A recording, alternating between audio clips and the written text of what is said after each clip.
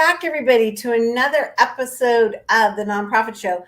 We have one of our favorite guests returning, Peter Heller, CEO and founder of Heller Fundraising Group. Wow, Peter Heller, we need your advice now more than ever. I hope I can give it well, Julia. It's great to see you again. Hey, it's great to have you back. We're talking about shakeups and nervous nonprofits. I think a lot of us would fall into that camp. Talking about, and it's just the worst place to be. So I kind of feel like you're going to be talking us off the ledge a little bit today and giving us some of your wisdom that's been well earned over the years of fundraising. Again, I want to thank all of our partners that are with us on this journey. They include Bloomerang, American Nonprofit Academy, Staffing Boutique, JMT Consulting, Interim Executives Academy, Your Part-Time Controller, and Fundraisers Friday. I'm Julia C. Patrick, CEO of the American Nonprofit Academy. More importantly, Peter Heller, CEO, founder of Heller Fundraising Group. What is it that Heller Fundraising Group does? That is a great question. We're located in New York City, and we help nonprofits everywhere raise more money than ever before, primarily through capital campaigns and feasibility studies. And over the 20 years we've now been in business, we've leveraged more than $1 billion in funds.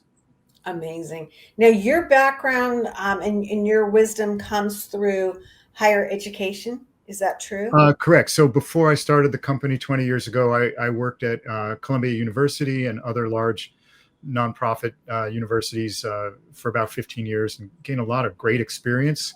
And have been able to leverage that to help smaller and sometimes bigger organizations. Seen so many different things. It's really an honor. Yeah.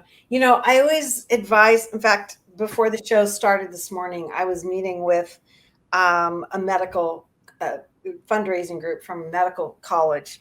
And I always say, go to the hospital system and the university system within America, and you will see the best of the best and what they do and how much money they raise and how they manage their business. And so it's really cool that you could take that experience that you had with a very, very important university system in our country, across the globe, but somebody like Columbia, and then leverage that for the rest of us. I just think that's super cool. So in my mind, you're the person to ask questions and get, wisdom from. So let's talk about where we are. I mean, I don't think anybody could have realized in the first 6 months of a new administration, presidential administration and federal administration, that we would have such upheaval. So let me ask you this: what is different and what is the same? Let's start our conversation there. I'll start by saying, even in the best of times, it can be scary and hard to raise lots of money. And whether it's $100,000 or $100 million, depending on your organization and where you're at, it can be a scary prospect. Even when it's not scary, it's hard work. What's making today harder is there's a lot of attacks on the nonprofit world that's making it unclear if there's going to be funding. There's attacks on the people who are being served by nonprofits. And I don't have to tell you what's going on. It's everywhere. So I want to start actually with something. You mentioned my university experience. So universities that are doing well, same for medical organizations, they wake up in the morning and in their heads, they're like, we're important. We deserve this money. Let's go find some. Oh my God, I love that. You know what? I never thought about that. And I love that attitude. Wow. Okay. You blew my mind. You always put my hair on fire, but that's really good.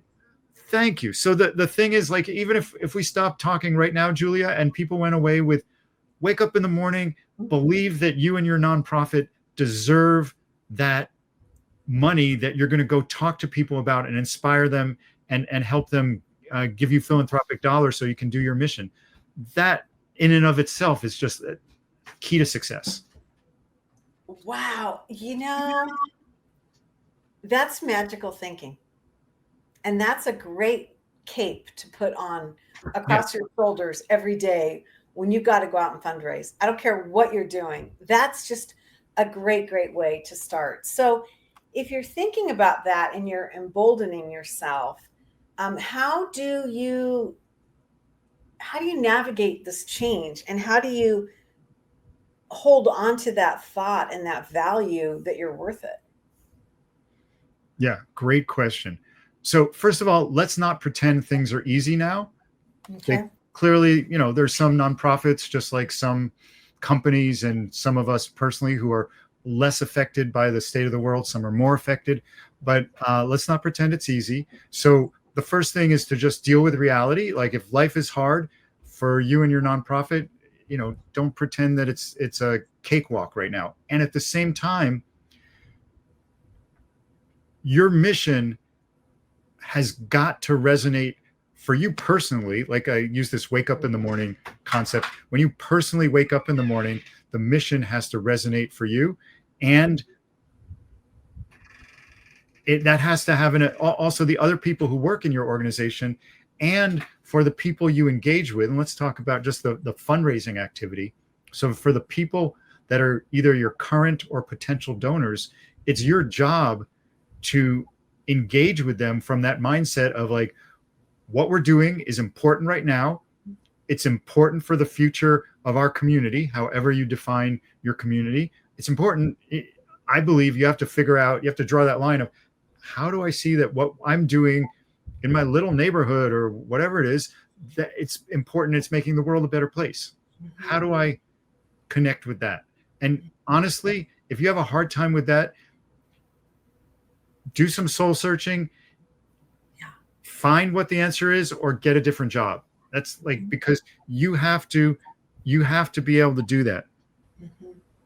I love that you said that, because I think that if you were selling anything, like, for example, let's say you were selling, office equipment or homes or whatever, you have to believe that whatever it is that you are selling, and we're talking about cause selling here, in that same arc of conversation, you have to have confidence in it, and you have to believe that it is the best. Yeah. And, looking at a bigger picture view of that, if you're not sure your organization matters to that degree, why are you bothering? I mean, I hate to be so black and white about it, but that's how I feel. Well, and I think it's something that a philanthropic investor, donor,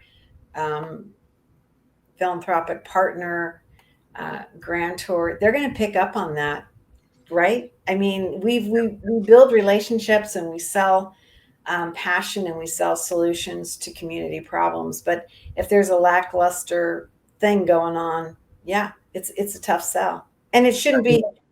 I mean, it shouldn't be something that serves to engage a donor, because we're talking about relationships here. So let's talk about something else. And given that we are in a time of flux, what should we be doing right now, at this moment, no matter what's going on? What should we as a nonprofit be doing?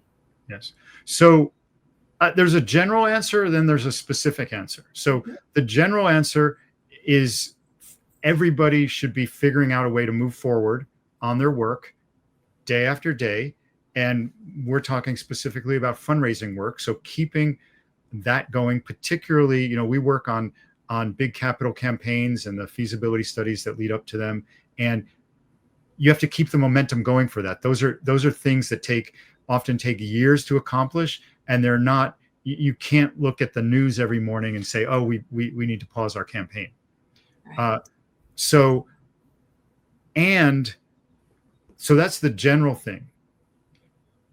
Also general is, you need to absolutely maintain your relationships with your donors.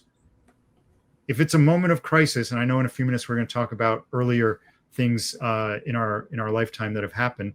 But if it's a moment of crisis, you don't abandon your friends, and your donors are your friends. So you want to connect with them, even if it's not specifically about money. Mhm.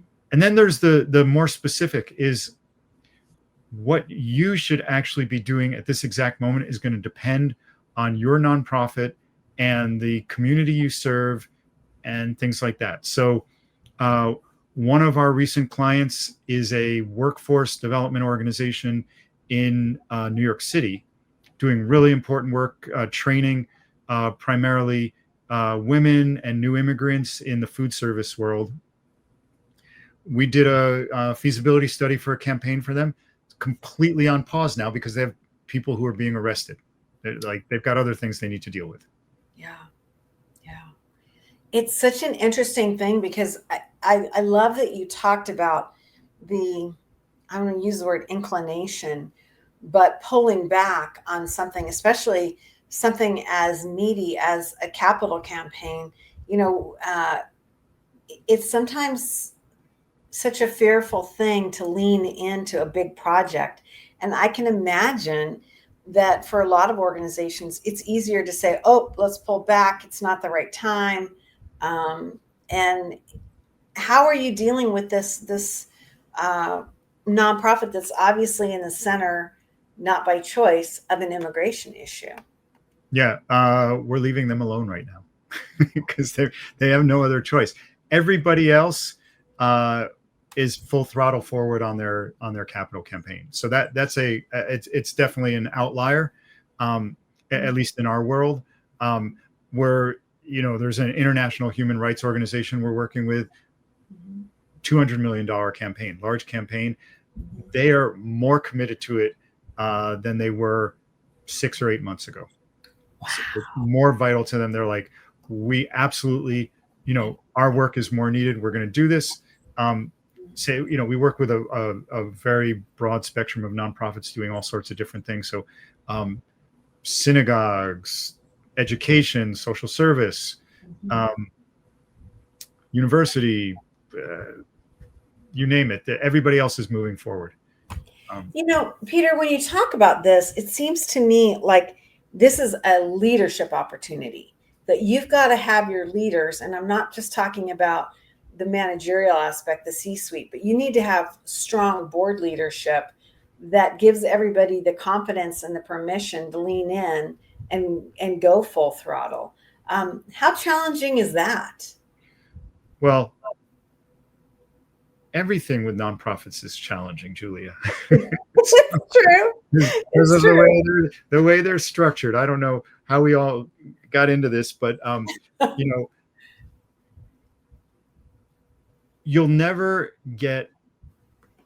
rarely get 100% of your board to believe anything is a good idea.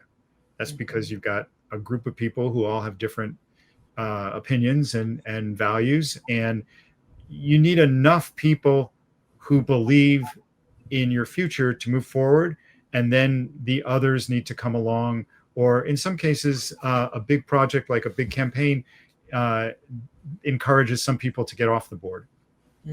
Yeah, true. Yeah, and in fact, at the end of the show, I'm going to mention a webinar we're doing with one of our past clients that did a little bit over $18 million campaign to rebuild a child care center. And during the course of that campaign, the co-presidents of the board at the beginning, they both resigned because they didn't believe that what was happening was the right thing to do. And that was unfortunate, but it was also fine because they were no longer ready to be leaders in the organization. Well, it's kind of an interesting framework and starting point for thinking about some of these things. I mean, looking at your leadership first and really listening to them and finding out what their capacity is to participate and lead is pretty astonishing, right? And maybe not what we would expect to be a starting point. Yes, and there's two sides to that coin. There's there's a few sides. You've got the staff leadership, like your ED or CEO, and your your development team, if you're lucky enough to have one, other senior leaders on the staff who are on payroll, and then you have your board members. And you can have people who believe in the future and believe in a particular fundraising project in either of those groups, and people who don't. Right. It may be that the people who don't believe in it are the ones who are going to rule the day and are actually right that it's not the right time for your organization to do something. So we're very careful about getting any organization into a big capital campaign. That's why we do feasibility studies and examine things. But we don't guarantee that anybody is going to be able to do anything until it's been analyzed. But if there's an urgent need, like your roof is leaking, and something, your building is falling apart, you absolutely need a new building for this vital organization in your community, we're going to help you find a way forward. And the people who don't believe in it are either going to come along or not. And you just need a core group of people who believe and who aren't, crazy about it, that we're not, we're not going for a dream that's not realistic. And to something you said earlier about magic, and fundraising is absolutely 100% the dream business. We're in the business of dreaming of something that hasn't been done yet, and moving an organization internally, its board and its donors, to that. But we want to make sure the dream is realistic. It's not a nightmare, and that it can actually, happen over a period of time. Right. That it's achievable. And I think too, that speaks to the desire to be part of a bigger solution and a desire to be part of success. And so I think that that's what a lot of donors are looking for, is to say, I believe in this, but more importantly, I believe that this team can be a part of this success, right? Because I think that's especially right now in a volatile time when there's a lot of fear-based decision making, this becomes even more important, right? To stick your chest out and say, no, this is the right thing, and we're gonna assemble our community in a way so that we navigate through this. And I don't know about you, but I don't see a lot of that going on right now because of fear. And so I'm kind of curious, you take the temperature right now from the vantage point of Heller Fundraising Group. Do you think that that's going on, or do you think people in general, not just the organizations, but the donors, are kind of being a little reticent, or just like, check back with me in 6 months mentality? Like, what do you see across that landscape? Yeah. So in the best of times, donors and board members and staff members can have a whole list of reasons not to start things and not to contribute. So when we get to a challenging moment, politically or otherwise, those reasons can get amplified, and you just have to decide whether you're going to move forward or not. Right. Yeah, that's what I want to say. Well, so then let's put that into some historical perspective, because I feel like sometimes we forget that we've been through recently hard times, right? You bring up COVID, the Great Recession of 2008, September 11th. I mean, you're a New Yorker. You have been through that. In the center of that, New York suffered tremendously and upfront with COVID, the Great Recession, again, being emanating from Wall Street, and then certainly September 11th. What are some of those lessons that you've learned? I feel lucky to have been able to observe and be part of all those things, in a perverse kind of way. Well, I understand. Yeah. Each of those things is unique, as is our current situation. the human being tends to think that what we're in at the exact moment is uber unique, is Yeah. more, it's partially because like our bodies can't help but be in the present moment in a lot of ways. And it's like, oh yes, COVID, but now is blah blah blah. Absolutely, there's differences from all those times with each other and with now, and we're going to get through it. We don't know what it's going to look like. You don't want to read the paper maybe every single day because it's just frightening. And there's a lot of great stuff happening in the world still. So the organizations, and I said this a little bit earlier, but the organizations during times of difficulty, the organizations that did not continue the same fundraising and relationship building didn't do as well. It's kind of obvious. It's not a difficult thing to realize. So you may change your tune a little bit. For instance, in the height of COVID, in the spring and summer of 2020, we had some client nonprofits that were like, oh my God, I can't do anything. We don't even want to talk to you. And we were like, look, we understand things are tough. We're not going to charge you for the next few months, but we think you should move forward with your, no, I can't do anything. And then there were ones, including the one we're going to profile in this upcoming webinar I'm going to talk about, that were like, okay, we agree. We need to keep moving forward. People are dying. Yeah. Terrible things were happening. You don't necessarily go, hey, where's my $1 million gift? But you don't stop talking to them about the importance of your organization in the community so that when the moment is right, you can continue the fundraising conversation. Plus, because you want to, in your heart, believe you're both important to each other, you want to be in touch with them in tough times. Right. And I'm a big believer that like there is nothing going on now that should stop you from, in most cases, from a campaign or from fundraising. And I want to say two other things about that. Urgency can be really important, and it can be overused. So there's one organization we're working with right now where they've had a lot of physical plant problems alongside a lot of budget problems. So their community is a bit tired of hearing again and again, oh, this building roof needs to be fixed, and we're up against the budget thing. You need to change the messaging on that. You need to change the messaging to this bigger picture of a really great future that you can have if this project is done.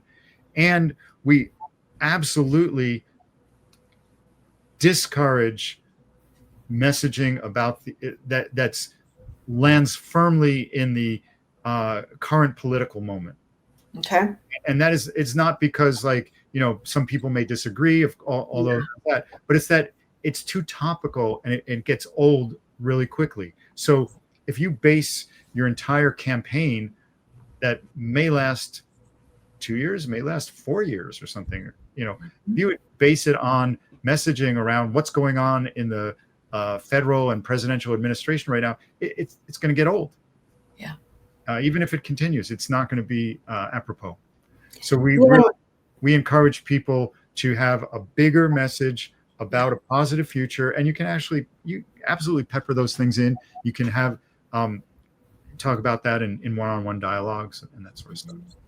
I almost feel like the word hopeful, right? That you can sell hope, you can sell solution, you can sell the right thing to do. And I agree with you. I think sometimes it's such a crisis communications. I mean, I'm thinking about the poor souls that were lost and are continuing to be discovered in these Texas floods. That's a crisis. That's a here and now crisis.